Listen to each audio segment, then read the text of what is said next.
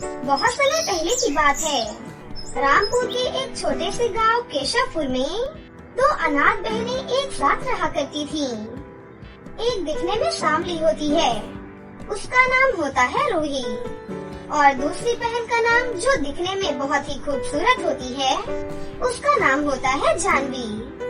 दोनों एक साथ तो रहती थीं, मगर दोनों का रहने खाने का तरीका, बातचीत का तरीका, खाने पीने, स्वाद सब कुछ ही अलग थे।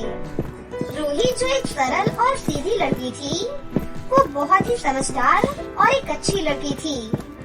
रूही को जो कुछ भी खाने को मिल जाता था, वो उसी को खाकर अपना गुजर बसर कर लेती थी। लेकिन जानवी बिल्कुल भी ऐसी नहीं थी। उसका रोजाना कुछ न कुछ चटपटा खाने का मन करता था, और उसके पास जितने भी पैसे होते थे, वो पूरे पैसे खर्च कर दिया करती थी। वहीं रूही अपनी जमा पूंजी को बुरे वक्त के लिए बचा कर रखती थी। इसी तरह से दोनों बहनों का जीवन चल रहा था। एक दिन गांव में बहुत जोर से आंधी और तूफान आ जाता है। इसी अफरा तफरी में परी लोग की एक परी वहाँ पर फंस जाती है, जिस कारण परी को उड़ने में बहुत ज्यादा दिक्कत आ रही होती है। परी जैसे तैसे रूही और जानवी के घर के बाहर आ जाती है और उनका गेट खटखटाने लगती है।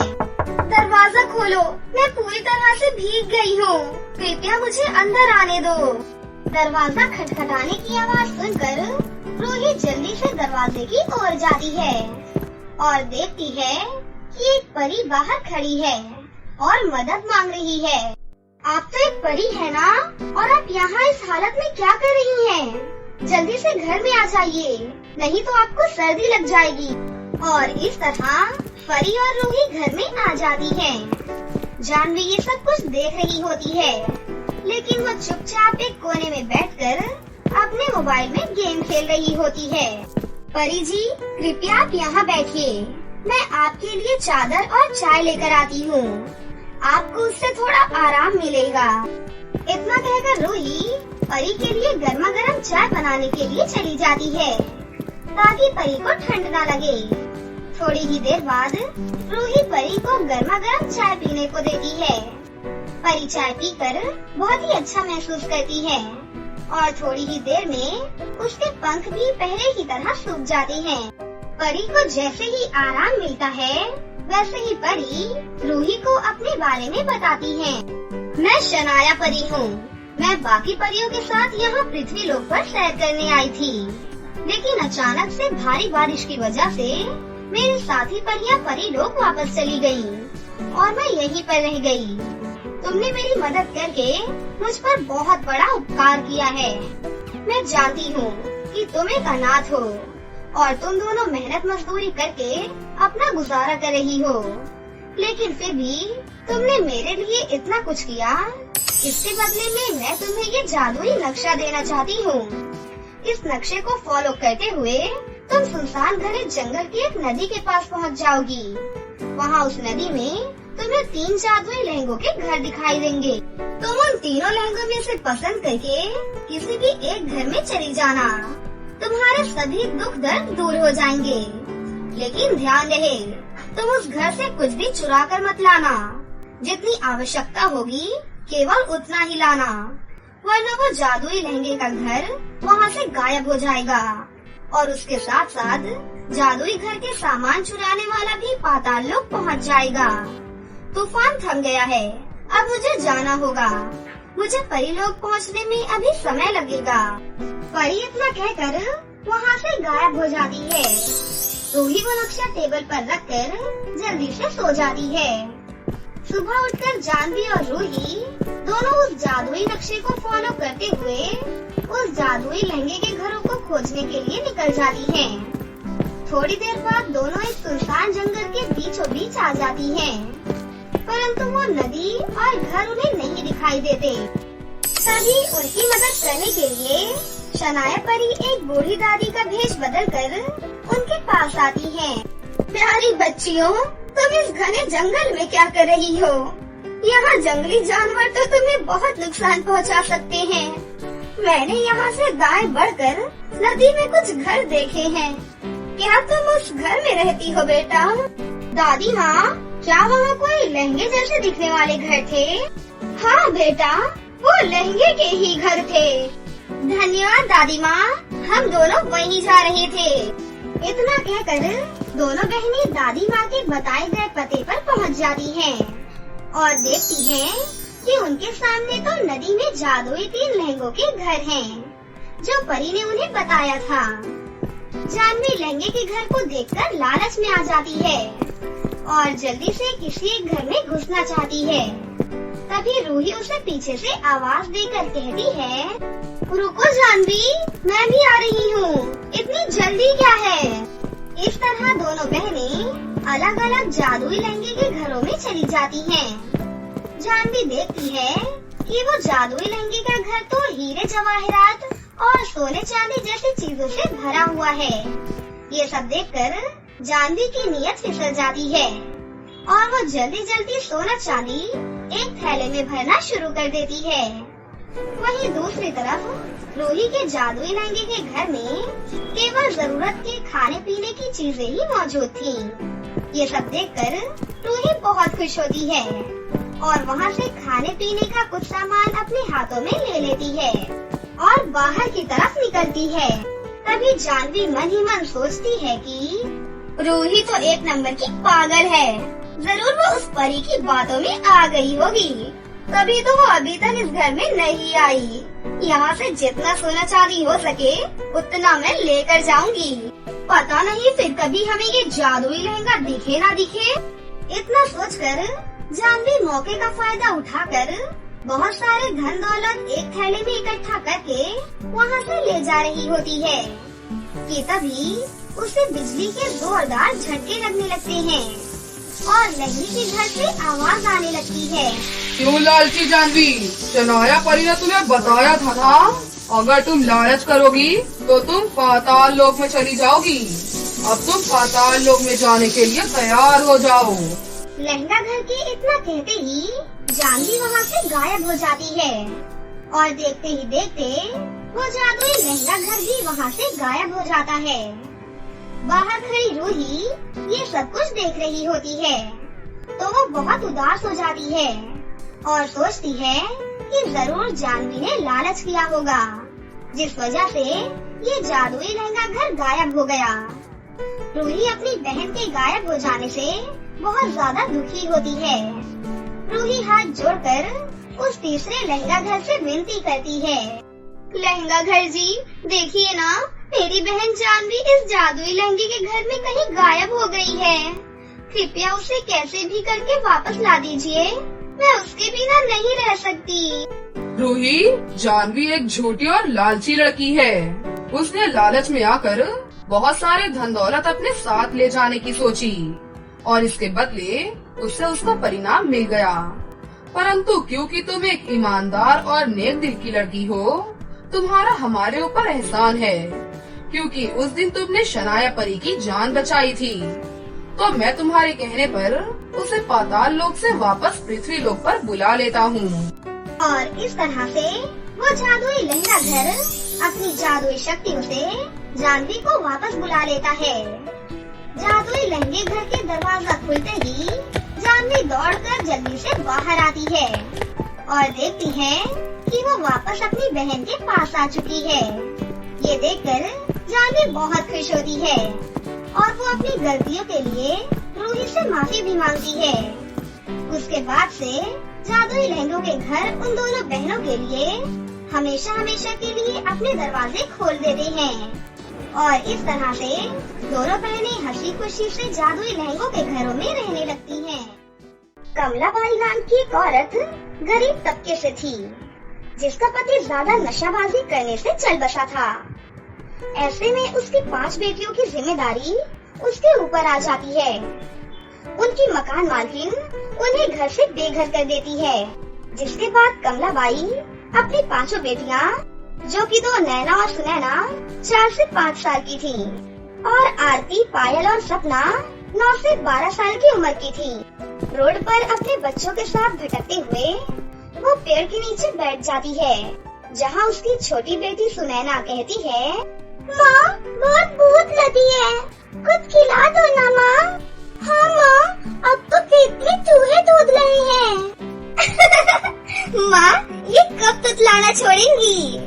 बेटा, ये अभी बहुत छोटी हैं। जब ये बड़ी हो जाएंगी तो ऐसे नहीं बोलेंगी। माँ, पेट में बहुत तेज दर्द हो रहा है और दीदी मजाक उड़ा रही है। इन्हें पता नहीं मुझे कितनी भूख लगी है। सुबह से कुछ नहीं खाया हम सब ने। माँ, भूख लगी है, कुछ खिला दीजिए ना।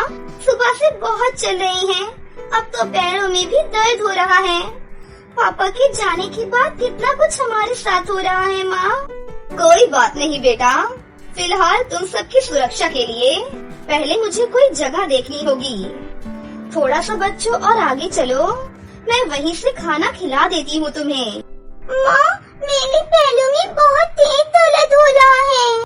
आजा, मैं तुझे अपनी गोद में ले लेती हूँ। तभी कमलाबाई अपनी छोटी बेटी को गोद में लिए बाकी बच्चों के साथ आगे आगे चलती है, जहाँ हैंडपंप से वो उन्हें पानी पिला देती है और मंदिर के बाहर बट रहे खाने से अपने बच्चों को खाना खिला देती है। जिसके बाद उसके भूखे बच्चे और खाना मांगने लगते हैं। तभी पुजारी जी कहते हैं, अरे तुझे और तेरी बहन को मैंने 3 बार खाना दे दिया, अब क्या भंडारे के नाम पर सारा भंडारा तुझे ही खिला दूं? चल निकल यहाँ से। पता नहीं ये भिखारी कहाँ कहाँ से आ जाते हैं। तुम्हारी जगह रोड और कचरे में है, भागो यहाँ से। पंडित जी, ऐसा मत कीजिए प्लीज, बहुत भूख लगी है। पंडित जी, मैं आपके आगे हाथ जोड़कर कहती हूँ, मेरे बच्चों को खाना खिला दीजिए। बहुत दिनों से वो भूखे हैं, इसके बाद भी खाना कितने दिन तक नहीं मिलेगा ये भी नहीं पता। लगता है तुम भिखारी ऐसे नहीं मानोगी, तुम्हें धक्के मार कर यहाँ से निकालना पड़ेगा। तभी पुजारी उन्हें धक्के मारकर 5 बहनों समेत माँ को बाहर निकाल देता है। जिसके बाद वो फिर से भटकने लगते हैं। तेज बारिश आती है तो वो अपने बच्चों को एक पेड़ के नीचे लाकर खड़ा कर देती है, जहाँ पर सभी भीग जाते हैं और आरती और पायल छींक मारती हैं। माँ, बहुत ठंड लग रही है। माँ, मुझे तो बहुत कपकपी हो रही है।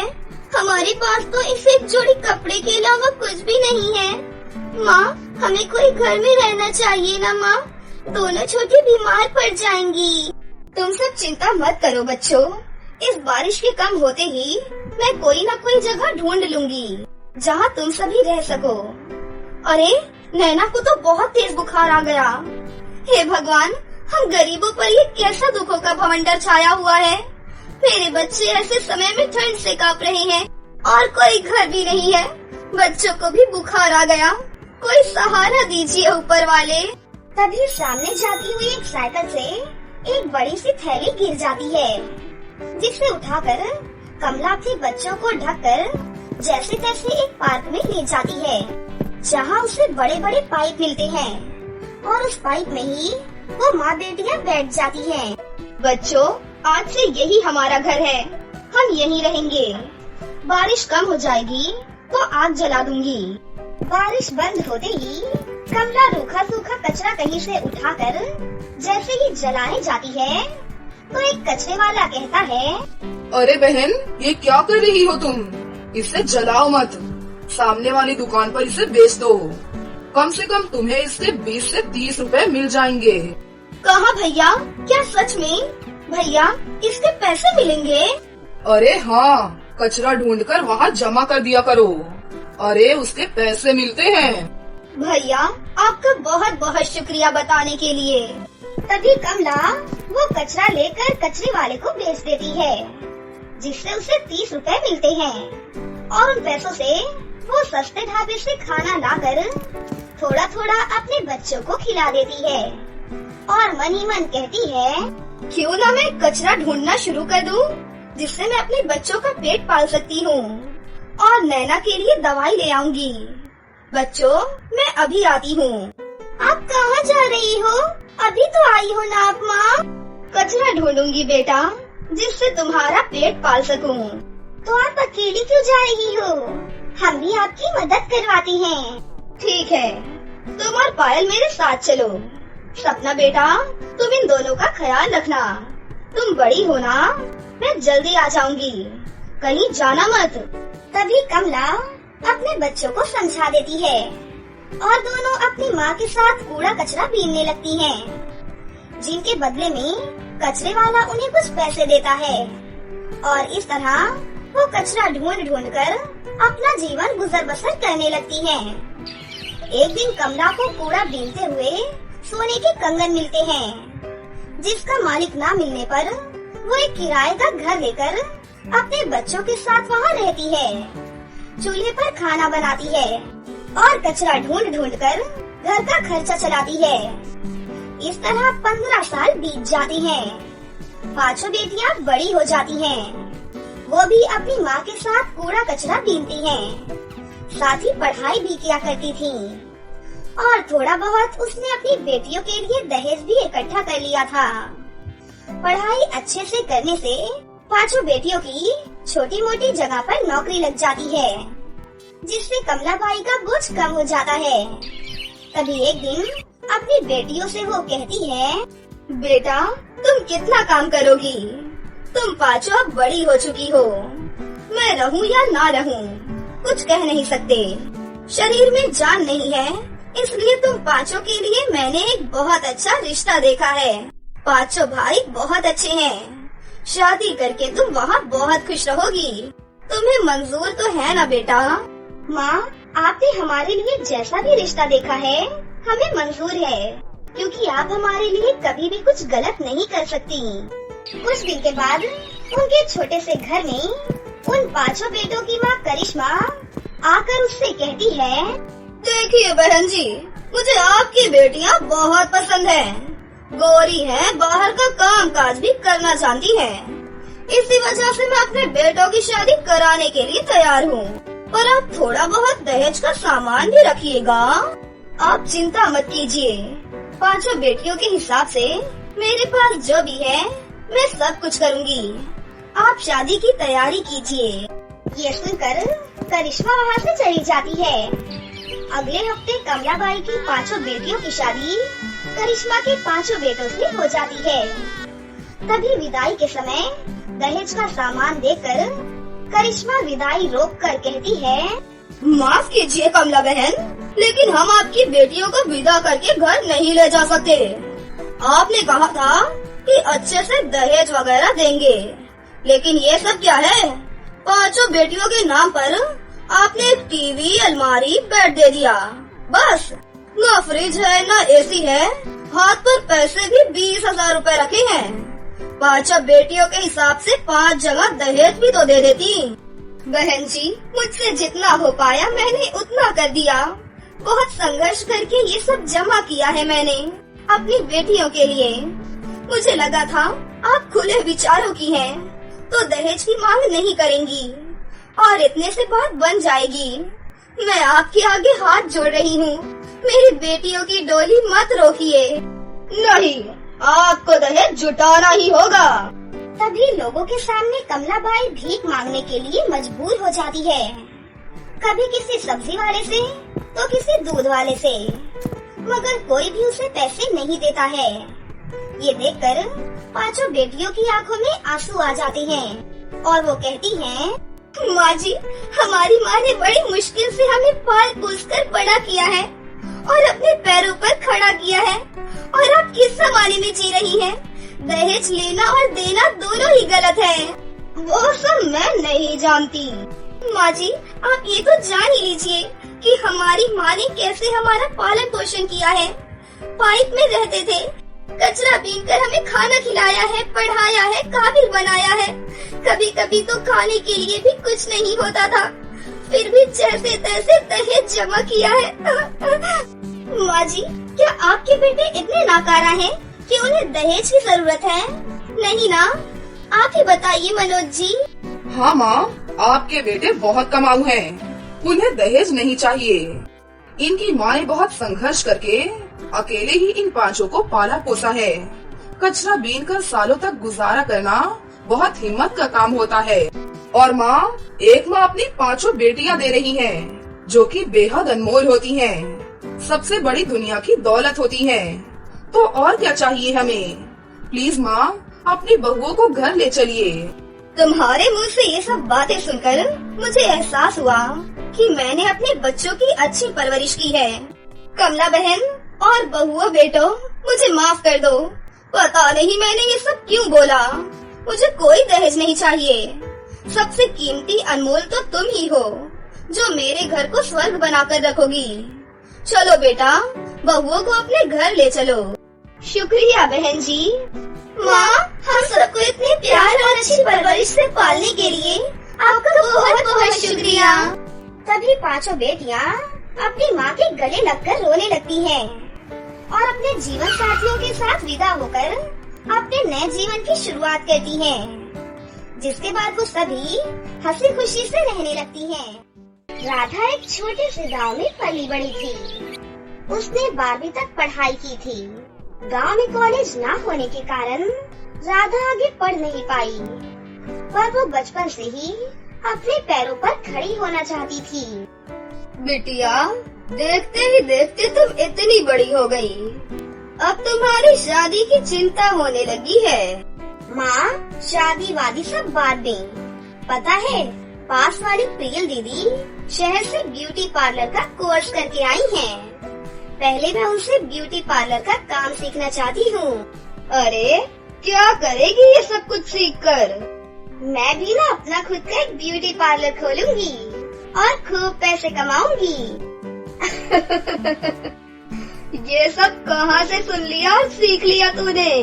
दीदी बता रही थी कि शहर में इन सब कामों के हजारों रुपए मिलते हैं।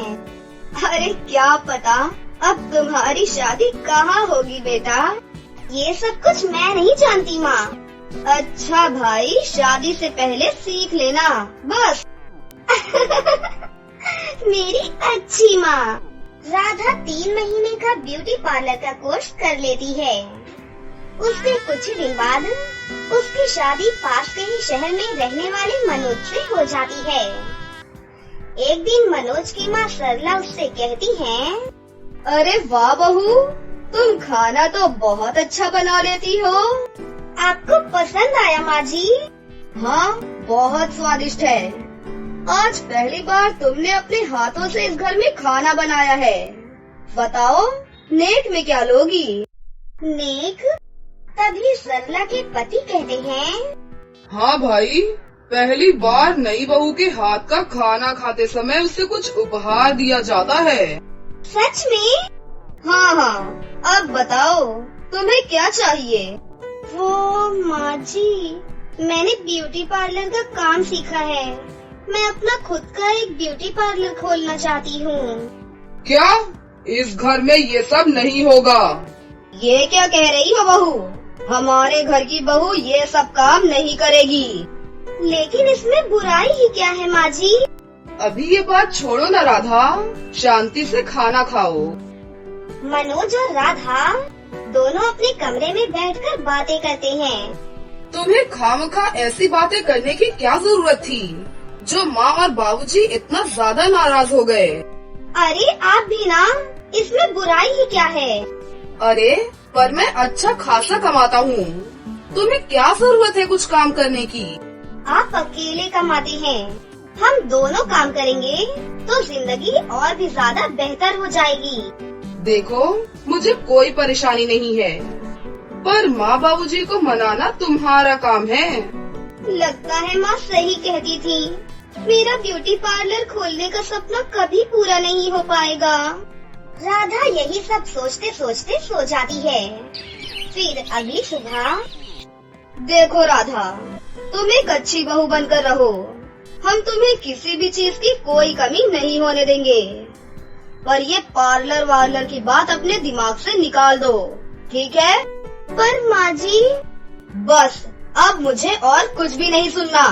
फिर कई दिन बीत जाते हैं और राधा मायूस होकर अपने आप को समझा लेती है। एक दिन शाम को मनोज दफ्तर से जल्दी घर आ जाता है। तब मनोज की माँ, जल्दी घर आ गया बेटा, बहुत परेशान लग रहा है। क्या हुआ बेटा? माँ, मेरी नौकरी चली गई। क्या? कैसे बेटा? कंपनी को बहुत घाटा हो गया माँ। एक साथ कई लोगों को नौकरी से निकाल दिया गया। हे भगवान, अब क्या होगा? मनोज को कई दिनों तक नौकरी नहीं मिलती, इसलिए घर में पैसों की तंगी होने लगती है।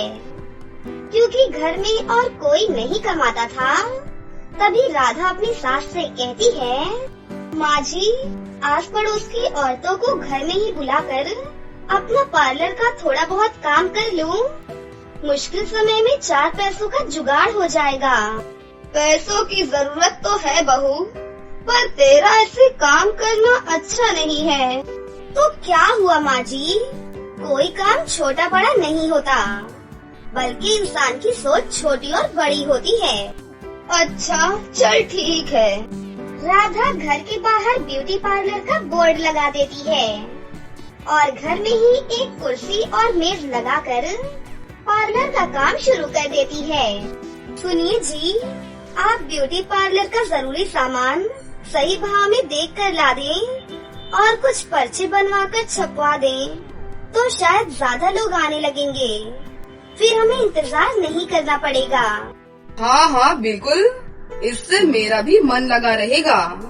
कल से मैं भी तुम्हारे ब्यूटी पार्लर का पार्टनर बन जाता हूँ। आप पार्टनर क्यों, मालिक बन जाइए, बस ही काम चल पड़े। कोशिश करते हैं, जब तक कोई नौकरी नहीं है। मैं भी अपनी माँ की ट्रिक यहाँ आजमा लेता हूँ। देखते ही देखते राधा की मेहनत रंग लाई और उसकी आमदनी अच्छी होने लगती है और घर में पैसों की तंगी खत्म हो जाती है। 2 महीने बाद राधा के पिताजी राधा से कहते हैं, बहू, आज हम सबको तुम पर गर्व है, क्योंकि आज तुम्हारी खूबी की बदौलत हमने कठिन समय को हंसते हंसते गुजारा है। हाँ, अब मनोज से कहकर पास में ही तुम्हारा ब्यूटी पार्लर भी खुलवा देंगे। सच माँ? हाँ बेटा। मैंने तो जमीन भी देख ली है पार्टनर। तो दोस्तों, कैसी लगी आपको हमारी ये कहानी? अगर आपको हमारी कहानी अच्छी लगी हो तो इसे जरूर लाइक करें, साथ ही हमारे चैनल को सब्सक्राइब भी कर लें और बेल आइकन को दबाना ना भूलें। मिलते हैं अगली वीडियो में। धन्यवाद।